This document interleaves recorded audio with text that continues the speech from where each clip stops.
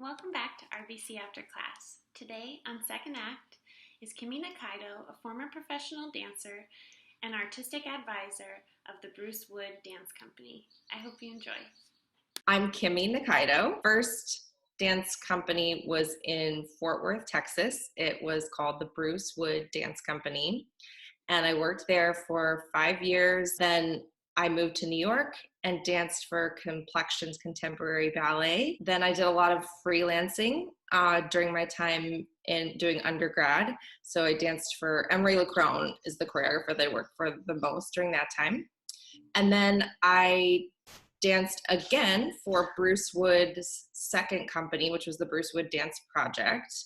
And I kept performing with that company after Bruce Wood actually passed away, and I took over as artistic director. I spent a lot of time dancing professionally with actually relatively few people. A lot of people in a career that length dance for many more companies than that.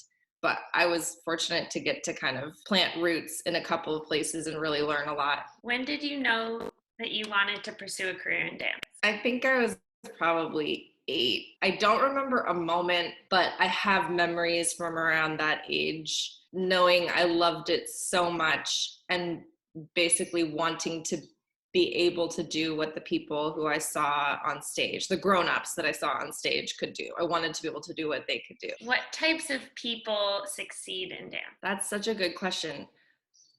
People who are tenacious and resilient and patient and passionate. Do you think that these traits translate well into other careers? Absolutely. So I had a little over 10 years between between finishing high school and starting undergrad. And what I realized was that all of the patience and persistence and tenacity that dance had required of me were also the things that would allow me to succeed academically. So I finished a neuroscience and behavior degree at Columbia, and I did really well, but it really wasn't, I really believe it wasn't because I'm so smart.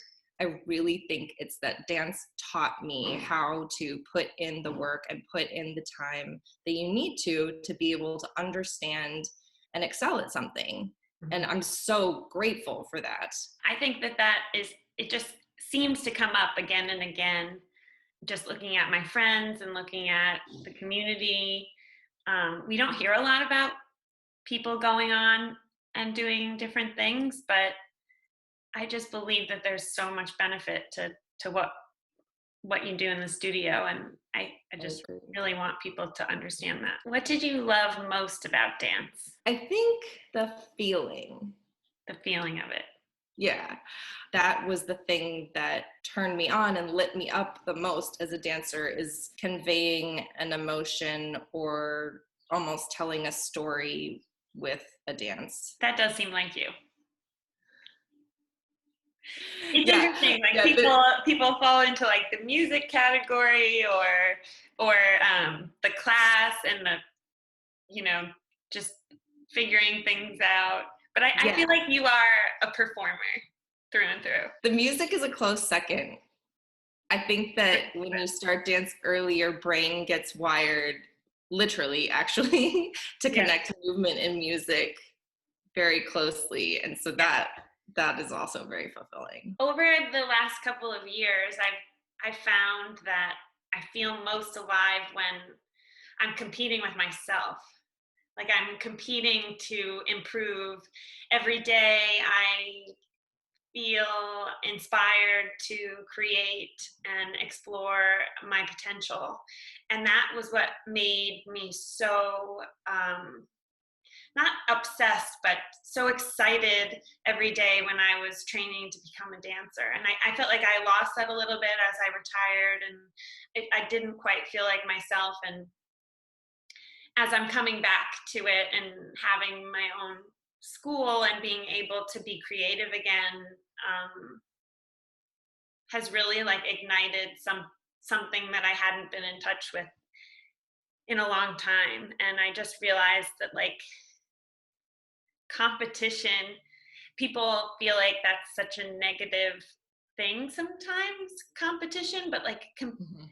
always competing to be better for yourself. It's not like I'm competing with another person, but knowing what makes you tick and knowing what inspires you Oh, that's so good. can be really helpful.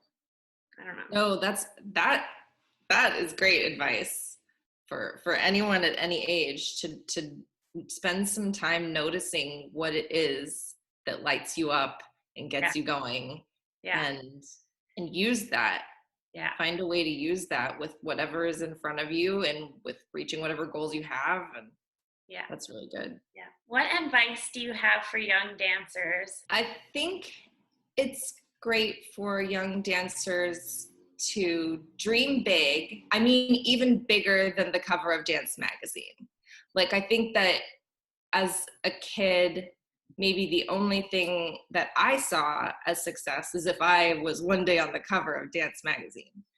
But in the end, dance gave me so much more than a shiny piece of paper with my image on it. Like, Mhm. dance gave me relationships and friend for life friendships. Yeah. It gave me the kind of, it gave me sort of a practice for the types of qualities we were talking about earlier, being patient and persistent. And so I think that I think it's great for kids to just dream huge, to know that dance is going to open up all kinds of doors. The ones that are like maybe a little bit more obvious, yes, maybe, and then some that you can't even imagine yet.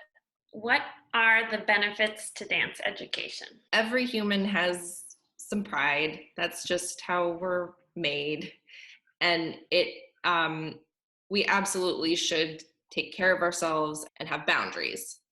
But I also think that the way dance instruction, especially maybe especially with classical ballet, but I suppose it could be in any kind of dance instruction, the way the classroom is set up, where there are clear rules about your, maybe about what you wear, but certainly about how you behave and when you talk and when you don't, and you are expected to try anything that the teacher asks you to try. I think there was something that helped kind of trained me to accept training. Or like discomfort?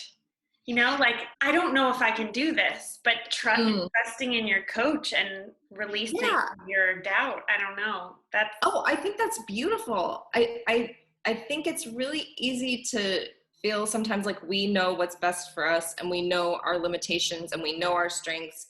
But from the get-go in a ballet classroom or in a dance classroom, your instructor, right, you have to kind of entrust yourself in some ways to your instructor and trust their eyes and trust their perspective on you. and mm, and maybe you're going to push me to do something you really know I can do that I don't know I can do yet. it's true. Thanks so much for joining us.